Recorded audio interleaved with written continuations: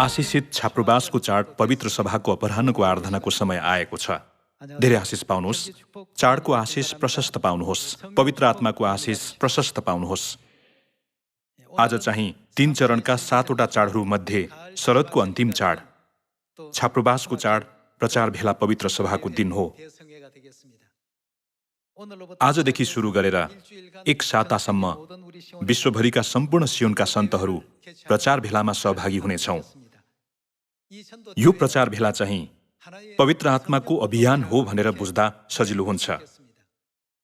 त्यसैले आज पवित्र आत्माको अभियान र प्रचार भन्ने शीर्षक अन्तर्गत हामीहरू सँगै परमेश्वरको वचन अध्ययन गर्ने समय लिनेछौँ। 2000 वर्ष अघि परमेश्वरले मर्कुसको माथिल्लो तलामा पेन्तिकोसको दिनमा पहिलो झरी पवित्र आत्मा झारिदिनुभयो। सुसमाचार सुरुमा यरुसलेमका केही इलाकाहरूमा मात्र शान्त रूपमा फैलिएको थियो, तर पवित्र आत्माको अभियान दन्किएपछि यो सारा संसारमा फैलियो। त्यो घटनाबाटै पवित्र आत्माको अभियान सुरु भयो। मैले बिहानको आराधनामा पनि भने जस्तै पेन्तिकोसको पहिलो झरी पवित्र आत्मा चाहिँ अगमबाणी अनुसार फिर्ता लिइए तापनि छाप्रोबासको चाडको पवित्र आत्मा चाहिँ फिर्ता नलिने पवित्र आत्मा हो।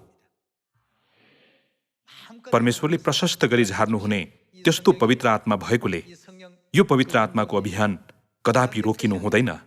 परमेश्वरको अन्तिम इन्साफको आगमनसम्म यो अविराम रूपले जारी रहनेछ भनी विश्वास गर्दछु। बाइबलका अनुसार हामीले पवित्र आत्मा पायौं भन्ने कुराको प्रमाण के हो त? पवित्र आत्मा पाएको मानिस चाहिँ ऊभित्र परमेश्वरको वचन सुनाउने चाहना आगो जस्तै दन्किने भएकोले ऊ चुपचाप भएर बस्नै सक्दैन। यसकारण परमेश्वरले हामी प्रत्येकलाई दिनुभएको यो पवित्र आत्माको आगोलाई निभाउने होइन कि सारा मानव जातिमाझ पवित्र आत्माको अनुग्रह बाँड्ने हामीहरू हुनुपर्छ। जति बाँड्यो आफूमा त्यो आगो उति नै अझ दन्किन्छ। यो संसारमा चाहिँ भौतिक शक्ति बाँडियो अथवा विभाजन भयो भने त्यो अझ कमजोर हुँदै जान्छ, तर पवित्र आत्माको शक्ति चाहिँ जति बाँड्यो त्यति नै झन्झन शक्तिशाली हुँदै जान्छ। यस्तो विशेषता भएकोले परमेश्वरले पवित्र आत्माको आशिष वर्षाउनु हुँदा त्यसमा प्रचार गर्ने अनुग्रहात्मक समय पनि प्रदान गर्नुहुन्छ भन्ने कुरा हामी प्रेरित अध्याय 1 सँगै पल्टाएर निश्चित गरौँ। 1:6 वचन हेर्ने हो भने, यसकारण जब प्रेरितहरू भेला भए तब तिनीहरूले उहाँलाई सोधे, हे प्रभु, के तपाईँले इस्राएल राज्यको पुनर्स्थापन गरिदिनु हुनेछ? उहाँले तिनीहरूलाई भन्नुभयो, पिताले आफ्नो अधिकारद्वारा तोक्नु भएको बेला वा समय जान्ने तिमीहरूको काम होइन, तर पवित्र आत्मा तिमीहरूमा आउनु भएपछि तिमीहरूले के पाउनेछौ? शक्ति पाउनेछौ र तिमीहरू यरुसलेममा, सारा यहुदियामा, सामरियामा र पृथ्वीको अन्तिम छेउसम्म मेरा साक्षी हुनेछौ भनिएको छ। पवित्र आत्मा पाउने मानिसहरूमा कस्तो घटना घट्नेछ त? तिनीहरू सामरिया र पृथ्वीको अन्तिम छेउसम्म ख्रिस्टका साक्षी भएर उहाँको गवाही दिन आतुर हुनेछन् भनेर भनिएको छ। पद 8 दिनुभएको वचन पुनः एकचोटि ध्यान दिएर हेरौँ। पवित्र आत्मा तिमीहरूमा आउनु भएपछि के हुनेछ त? तर पवित्र आत्मा तिमीहरूमा आउनु भएपछि तिमीहरूले शक्ति पाउनेछौ र तिमीहरू यरुसलेममा, सारा यहुदियामा, सामरियामा र पृथ्वीको अन्तिम छेउसम्म मेरा के हुनेछौ? साक्षी हुनेछौ भनिएको छ। ख्रिस्टका साक्षी हुनको निम्ति हामीले कस्तो कार्य पूरा गर्न सक्नुपर्छ होला? यो चाहिँ सुसमाचार प्रचारद्वारा मात्र पूरा गर्न सकिने कार्य हो। पवित्र आत्मा पाएको मानिस कसैबाट प्रभावित भएर अथवा कसैको करमा सुसमाचार प्रचार गर्ने होइन, तर उसमा स्वभावतः सुसमाचार प्रचार गर्ने मन उत्पन्न हुन्छ। त्यसैले परमेश्वरले छाप्रोबासको चाड प्रचार सप्ताह तोकिदिनु भएर चाडको पहिलो दिनदेखि अन्तिम दिनसम्म प्रचार गर्न सक्ने गरी बाटो खोलिदिनुभयो। यसकारण यस पटकको छाप्रोबासको चाड प्रचार सप्ताहमा पवित्र आत्माको अभियान जारी गरेर सामरिया र पृथ्वीको अन्तिम छेउसम्म सुसमाचार प्रचार गर्ने यहाँहरू र म हुन सकौँ। 2000 वर्ष अघि पेन्तिकोसको दिनमा पहिलो झरी पवित्र आत्मा पाएका सुरुको मण्डलीको अवस्थालाई एकचोटि सोचौँ। पवित्र आत्मा पाएपछि प्रेरितहरूको युगको मण्डलीमा के कस्तो परिवर्तन आएको थियो भन्ने बारे बुझौं। प्रेरित 2:41 वचन हेर्नेछौं। तब जस जसले उनको कुरा ग्रहण गरे तिनीहरूले बप्तिस्मा लिए र त्यसै दिन प्राय 3000 मानिसहरू तिनीहरूको संख्यामा थपिए। तिनीहरू प्रेरितहरूका शिक्षा, संगति र रोटी भाँच्न र प्रार्थनामा भक्तिसाथ लागिरहन्थे भनिएको छ। पवित्र आत्मा पाएपछि पत्रुस खडा भएर सबै जातिहरूबाट भेला भएका मानिसहरूका सामुन्ने येशू ख्रीष्टको विषयमा प्रवचन गरे। यस्तो प्रचारको महान कार्यद्वारा पवित्र आत्माको अभियान सुरु भयो र परिणाम स्वरूप सोही दिन 3000 जना मानिसहरू तिनीहरूको संख्यामा थपिए। यसरी धेरै आत्माहरूले पश्चाताप गरेर परमेश्वरको काखमा फर्किए। पवित्र आत्माको अभियानको प्रारम्भ नै प्रेरित अध्याय 2 देखिएको दृश्य हो भनेर भन्न सकिन्छ। हामी 2:46 एकचोटि हेर्नेछौं। तिनीहरू एकै मनका भई मन्दिरमा एकसाथ उपस्थित हुन्थे र घर घरमा रोटी भाँच्थे र तिनीहरू खुसी र शुद्ध हृदयले मिलिजुली खान्थे र परमेश्वरको प्रशंसा गर्दै र सबै मानिसहरूबाट शुभेच्छा पाउँदै बस्थे। उद्धार पाउनेहरूलाई प्रभुले दिनदिनै तिनीहरूको संख्यामा थपिदिनुहुन्थ्यो। 3000 जनाले बप्तिस्मा लिए र दिनहुँ अनगिन्ती आत्माहरूले सत्यता ग्रहण गरे। यो नै पवित्र आत्माको अभियान हो। पेन्तिकोसको दिनपछि पनि यस्तो अनुग्रहात्मक घटना निरन्तर घट्यो। प्रेरित 4:1 वचन हेर्ने हो भने पत्रुस र यूहन्ना मानिसहरूसँग बोल्दै नै थिए। पुजारीहरू, मन्दिरका कप्तान र सदुकीहरू तिनीहरू कहाँ आए। उनीहरू रिसाएका थिए किनकि येशूमा पुनरुत्थान हुन्छ भन्ने कुरा तिनीहरूले मानिसहरूलाई सिकाउँदै थिए र घोषणा गर्दै थिए। तब उनीहरूले यिनीहरूलाई पक्रे र भोलिपल्टसम्म थुनामा राखे किनभने त्यसबेला साँझ परिसकेको थियो। तर वचन सुन्नेहरूमध्ये धेरैले नै विश्वास गरे र विश्वास गर्ने मानिसहरूको संख्या कति भयो? प्राय 5000 भयो भनिएको छ। पवित्र आत्माको अभियानको जोशले गर्दा सुसमाचार पुगेको ठाउँै पछि अनुग्रहात्मक घटना निरन्तर घट्यो। पद 31 हेरौं। तिनीहरूले प्रार्थना गरिसकेपछि तिनीहरू भेला भएको ठाउँमा कम्प भयो र तिनीहरू सबैजना पवित्र आत्माले भरिए र तिनीहरूले साहससित के गरे? परमेश्वरको वचन बोले। यहाँ पनि देख्न सकिए जस्तै जब मानिसहरू पवित्र आत्माले भरिए तब तिनीहरूले साहससित परमेश्वरको वचन बोले भनिएको छ। पवित्र आत्मा दिएपछि प्रचारको महान कार्यले पनि सँगसँगै पछ्याउँछ भन्ने यथार्थतालाई हामीहरू निश्चित गर्न सक्छौं। पवित्र आत्माले भरिएका मानिसहरूले साहससित परमेश्वरको वचन प्रचार गर्न सक्छन् भनेर बाइबलले बताएको छ। पद 19 पुनः एकचोटि हेर्नेछौं। यस्तो कार्य घट्दा प्रेरितहरू र सुरुको मण्डलीका सन्तहरूमा कस्तो विश्वास भएकोले तिनीहरूले 3000 जना र 5000 जनालाई साहससित सुसमाचार सुनाउन सकेका होलान्। पद 19 गएर यसबारे बुझौं। तर पत्रुस र यूहन्नाले तिनीहरूलाई उत्तर दिए, परमेश्वरको कुरा सुन्नुभन्दा तपाईहरूको कुरा सुन्नु परमेश्वरको दृष्टिमा ठिक हो कि होइन, तपाईहरू आफै विचार गर्नुहोस् भनिएको छ। फरिसी र व्यवस्थाका पण्डितहरूले येशूको नाउँमा कुनै मानिसलाई प्रचार नगर्नु भनेर कडा धम्की दिँदा पत्रुस र यूहन्नाले साहसका साथ तिनीहरूलाई यसो भने, परमेश्वरको कुरा सुन्नुभन्दा तपाईहरूको कुरा सुन्नु परमेश्वरको दृष्टिमा ठिक हो कि होइन, तपाईहरू आफै विचार गर्नुहोस्। किनकि हामीले देखेका र सुनेका कुराहरू हामी नबोली सक्दैनौं। तिनीहरूमा यति ठूलो विश्वास भएकोले पवित्र आत्माको अभियानको आगो निभेन तर झन दन्किँदै गयो। सुरुको मण्डलीमा दन्केको पवित्र आत्माको अभियानको आगो प्रेरितहरूको सुसमाचारको कार्यमा हामीहरू देख्न सक्छौं। प्रेरित 6:6 वचनमा हेर्ने हो भने तिनीहरूले यी मानिसहरूलाई प्रेरितहरूका सामुन्ने ल्याए र प्रेरितहरूले प्रार्थना गरे र यिनीहरूमाथि आफ्ना हात राखे। परमेश्वरको वचन बढ्दै गयो र चेलाहरूको संख्या के भयो त? यरुसलेममा अत्यन्तै बढ्यो। पुजारीहरूमध्ये धेरैजनाले यस विश्वासलाई ग्रहण गरे भनिएको छ। पवित्र आत्माको अभियान निरन्तर जारी भएकोले येशूज्यूलाई एक सिकर्मी अनि योसेफ र मरियमको छोराको रूपमा मात्र बुझेका पुजारीहरूले समेत येशूज्यूलाई यो पृथ्वीमा आउनुभएका परमेश्वरको रूपमा ग्रहण गर्ने जस्तो आश्चर्यजनक घटनाहरू निरन्तर घट्यो। प्रेरित 5:12 वचन हेरौं। अब प्रेरितहरूका हातबाट धेरै चिन्हहरू र आश्चर्य कर्महरू जनताका बीचमा हुन लागे र तिनीहरू सबै सोलोमनको दलानमा एकसाथ जम्मा भएका थिए।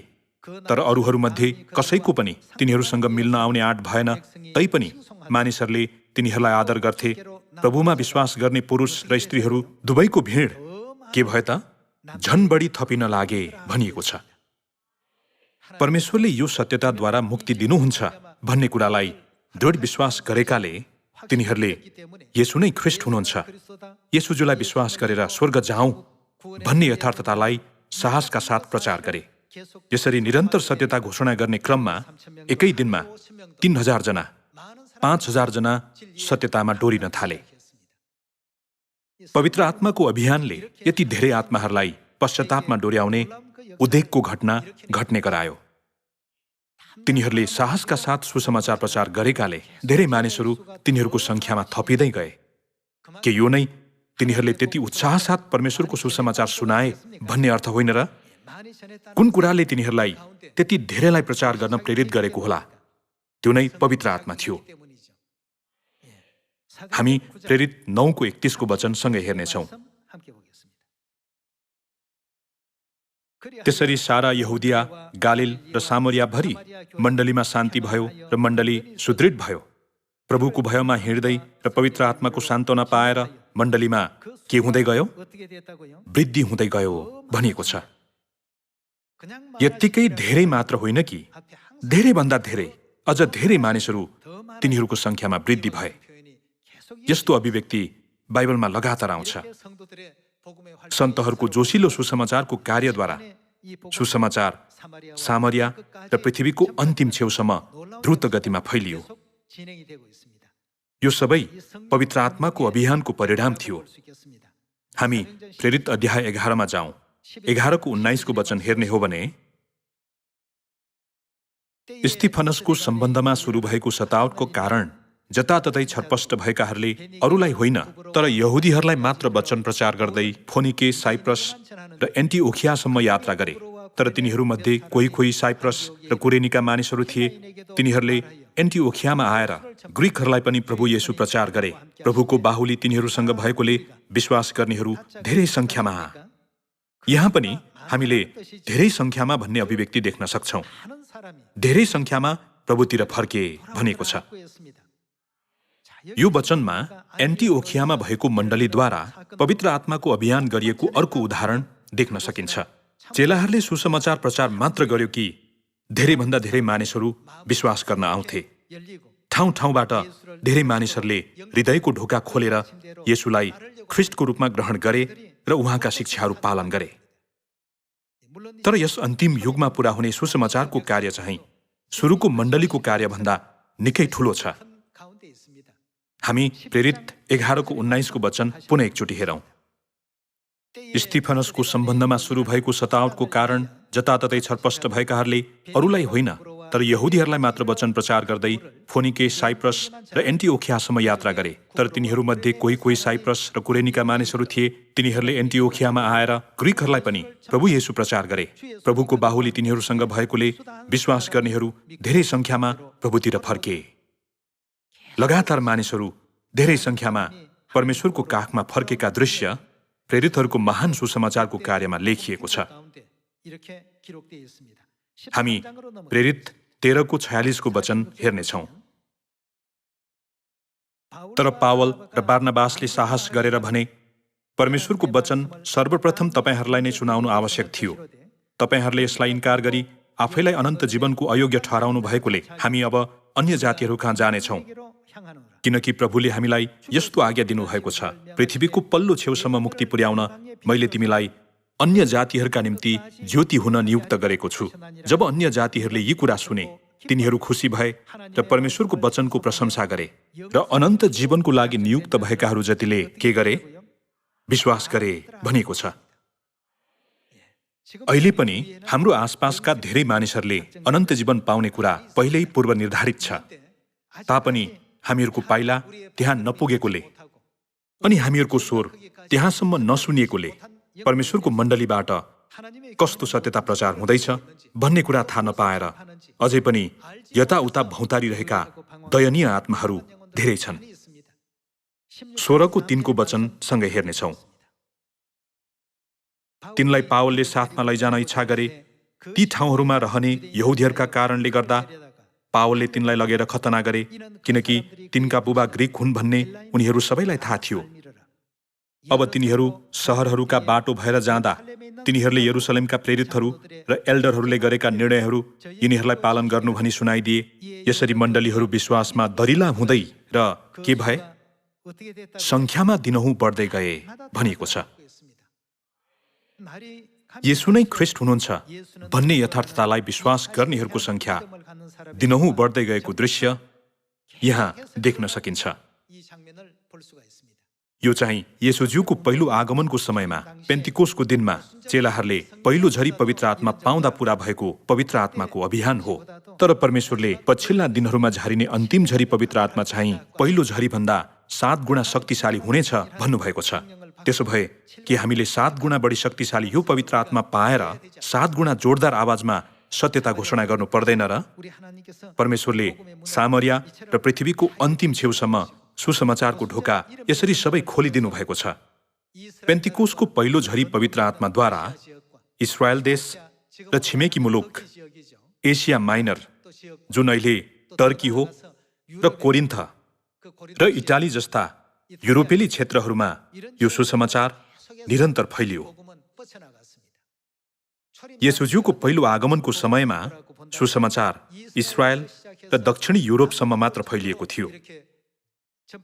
तर अहिले यो सुसमाचार सारा संसारमा फैलिरहेको छ। पहिलो आगमनको समयमा दिइएको पवित्र आत्मा भन्दा यो समयका हामीले अझ धेरै अनुग्रह पाइरहेका छौं भन्ने यथार्थतालाई हामीले महसुस गर्नुपर्छ। यसैले हामीले छात्रवासको चाडको प्रचार उत्सवमा प्रचार गर्नुपर्छ। मन्दिर निर्माणका सामग्रीहरू अब उपरान्त ल्याउन आवश्यक छैन भनेर परमेश्वरले मूसाद्वारा घोषणा गर्नु भए जस्तै त्यस्तो घोषणा हुन अघिसम्म हामीले यस पवित्र आत्माको अभियानको आगो सामरिया र पृथ्वीको अन्तिम छेउसम्म दन्काइरहनुपर्छ। मत्ती 24:13 वचन सँगै हेर्नेछौँ। तर आखिरसम्म स्थिर रहने चाहिँ बचाइनेछ, अनि राज्यको यो सुसमाचार सारा संसारमा सबै जातिहरूका लागि गवाहीको निम्ति प्रचार गरिनेछ, त्यसपछि अन्त्य आउनेछ भनिएको छ। परमेश्वरले प्रष्टसँग राज्यको यो सुसमाचार सारा संसारमा सबै जातिहरूका लागि गवाहीको निम्ति प्रचार गरिनेछ भन्नुभयो। यस्तो भाग्य लिएको सुसमाचार निश्चय नै परमेश्वरको वचन अनुसार सबै जातिहरूमाझ प्रचार गरिनुपर्छ। सारा संसारलाई थाहा हुनुपर्छ। 2000 वर्ष अघि परमेश्वर स्वयं यो पृथ्वीमा आउनु भएर यो कुरा गवाही दिनुभयो, निश्चित गरिदिनुभयो। उहाँले यो सुसमाचार निश्चय नै पूरा हुनेछ भन्नुभयो। हामी रोमी 10:17 वचन सँगै हेर्नेछौँ। जे सुनिएको छ त्यसैबाट विश्वास आउँछ, र जे सुनिन्छ त्यो ख्रिस्टको प्रचारबाट आउँछ। तर म सोध्दछु, के तिनीहरूले सुनेका छैनन्? निश्चय नै तिनीहरूले सुनेका छन्, किनकि तिनीहरूको आवाज कहाँभरि? सारा पृथ्वीभरि पुगेको छ, र तिनीहरूका वचन संसारको पल्लो छेउसम्म पुगेका छन् भनिएको छ। परमेश्वरको वचन कुनै एउटा ठाउँमा मात्र सीमित रहँदैन। यो त सारा संसारमा सबै जातिहरूलाई प्रचार गरिने सत्य वचन हो भन्ने कुरा परमेश्वरले हामीलाई सिकाउनु भएको छ।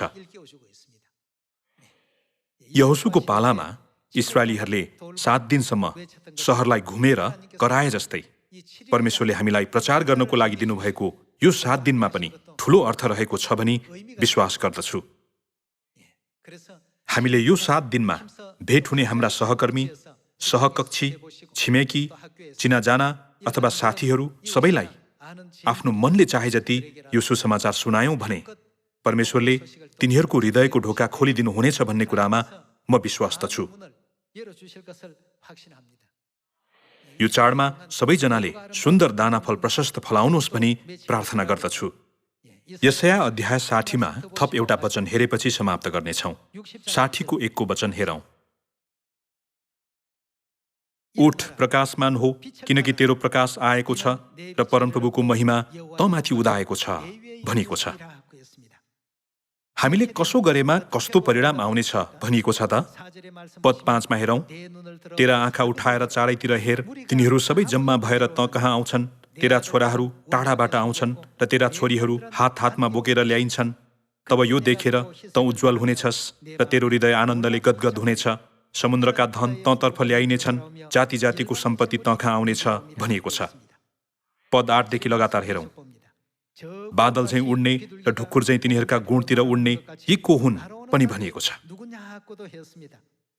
अब पद 21 मा जाउँ, तब तेरा सबै प्रजा धर्मात्मा हुनेछन् र तिनीहरूले सदाको निम्ति देशको अधिकार गर्नेछन्। मेरो गौरव प्रदर्शन गर्न तिनीहरू मैले रोपेका बिरुवा, मेरो हातका काम हुन्। तिमीहरूमध्ये थोरै चाहिँ 1000 हुनेछ। मण्डलीहरूको संख्या दिनहुँ वृद्धि हुँदै गयो। के यो नै उनीहरूले पवित्र आत्माको अभियानमा निरन्तर प्रचार गरेकाले परमेश्वरले प्रदान गर्नुभएको परिणाम होइन र? तिनीहरूमध्ये थोरै चाहिँ 1000 हुनेछ र सबैभन्दा सानो चाहिँ एउटा शक्तिशाली जाति हुनेछ। म परमप्रभु हुँ, त्यसको समयमा त्यो चाँडै पूरा गर्नेछु भनिएको छ। यस्तो हुनलाई हामीले कसो गर्नुपर्छ त? सबैजना उठेर प्रकाशमान हुनुपर्छ। यो वर्षको शरदको चाडद्वारा पवित्र आत्माको अनुग्रह, आशिष र शक्ति प्रशस्त पाउनुहोस् भन्ने चाहन्छु। अनि पाएको त्यो पवित्र आत्माको शक्तिद्वारा सामरिया र पृथ्वीको अन्तिम छेउसम्म यो सुसमाचार प्रचार गरौँ। यसरी सामरिया र पृथ्वीको अन्तिम छेउसम्म यो सुसमाचार शीघ्र घोषणा गरेर पिता यो पृथ्वीमा आउनुहुने त्यो दिनलाई नजिक्याउन सक्ने सियोनका सम्पूर्ण परिवारहरू भइदिन हुन अनुरोध गर्दै आजको वचन यही समाप्त गर्दछु। धन्यवाद।